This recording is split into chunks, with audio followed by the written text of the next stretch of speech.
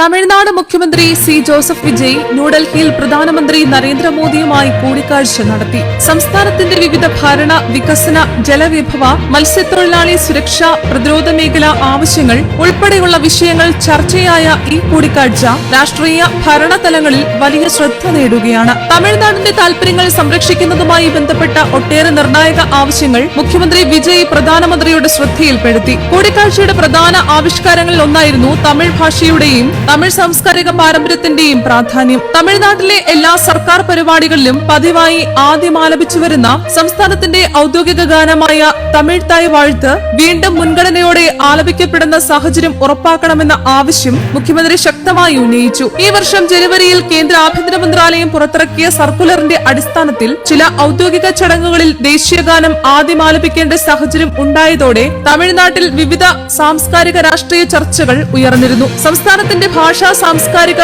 സത്വത്തെ ബാധിക്കുന്ന രീതിയിലുള്ള നടപടികൾ ഒഴിവാക്കണമെന്നും തമിഴ് പാരമ്പര്യത്തിന് ഭരണപരമായ ബഹുമതി തുടരണമെന്നും വിജയ് പ്രധാനമന്ത്രിയോട് ആവശ്യപ്പെട്ടു. പ്രധാനമന്ത്രി നരേന്ദ്രമോദിയുടെ നെതർലൻഡ് സന്ദർശനത്തിനിടെ ചരിത്ര പ്രാധാന്യമുള്ള ആനൈമംഗലം ചെമ്പുഫലകങ്ങൾ ഇന്ത്യയിലേക്ക് തിരിച്ചെത്തിക്കാൻ കേന്ദ്ര സർക്കാർ സ്വീകരിച്ച ഇടപെടലുകൾക്ക് മുഖ്യമന്ത്രി വിജയ് നന്ദി രേഖപ്പെടുത്തി. തമിഴ് ചരിത്രത്തിന്റെയും ചോളകാല പാരമ്പര്യത്തിന്റെയും അമൂല്യ രേഖകളായി കണക്കാക്കപ്പെടുന്ന ഈ ചെമ്പുഫലകങ്ങളുടെ തിരിച്ചുപിടുത്തം തമിഴ് സമൂഹത്തിനാകെ അഭിമാനകരമാണെന്ന് അദ്ദേഹം അഭിപ്രായപ്പെട്ടു. പ്രതിരോധ മേഖലയുമായി ബന്ധപ്പെട്ട നിർണായക ആവശ്യങ്ങളും മുഖ്യമന്ത്രി പ്രധാനമന്ത്രിക്ക് മുന്നിൽ അവതരിപ്പിച്ചു. രാജ്യത്തിന്റെ ഭാവി വ്യോമ പ്രതിരോധ ശേഷിയെ ശക്തിപ്പെടുത്തുന്ന advanced medium combat aircraft design and development സെന്ററും സെന്റർ ഫോർ എയർബോൺ സിസ്റ്റംസും തമിഴ്നാട്ടിൽ തന്നെ സ്ഥാപിക്കണമെന്ന് വിജയ് ആവശ്യപ്പെട്ടു. കഴിഞ്ഞ കുറച്ചു വർഷങ്ങളായി പ്രതിരോധ ഗവേഷണ വികസന സ്ഥാപനവുമായി ഈ വിഷയത്തിൽ ചർച്ചകൾ നടന്നുവരികയാണെന്നും തമിഴ്നാട്ടിലെ വ്യവസായ, സാങ്കേതിക അടിസ്ഥാന സൗകര്യങ്ങളും വിദഗ്ധ മനുഷ്യവിഭവ ശേഷിയും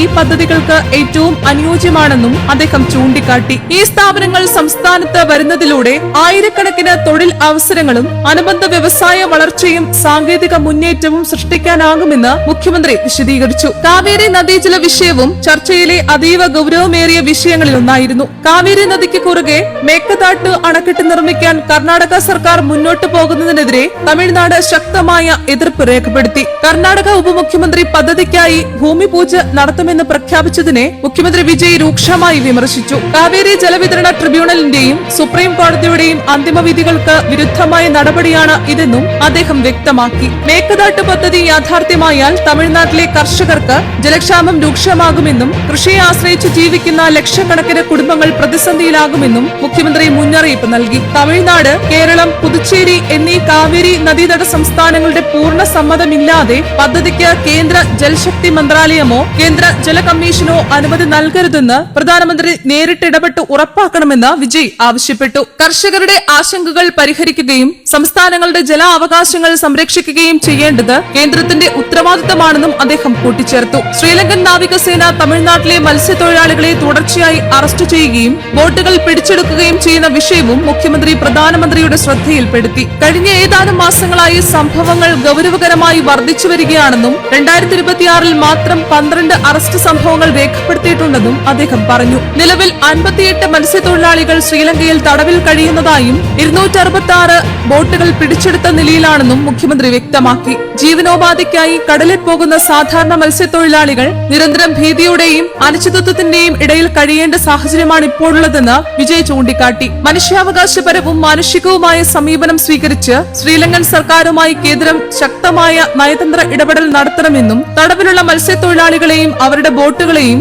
എത്രയും വേഗം മോചിപ്പിക്കാൻ സമ്മർദ്ദം ചെലുത്തുമെന്നും അദ്ദേഹം ആവശ്യപ്പെട്ടു. പ്രധാനമന്ത്രി നരേന്ദ്രമോദിയുമായുള്ള വിശദമായ ചർച്ചകൾക്ക് ശേഷം മുഖ്യമന്ത്രി വിജയ് കേന്ദ്ര ധനമന്ത്രി നിർമ്മല സീതാരാമനുമായി കൂടിക്കാഴ്ച നടത്തി.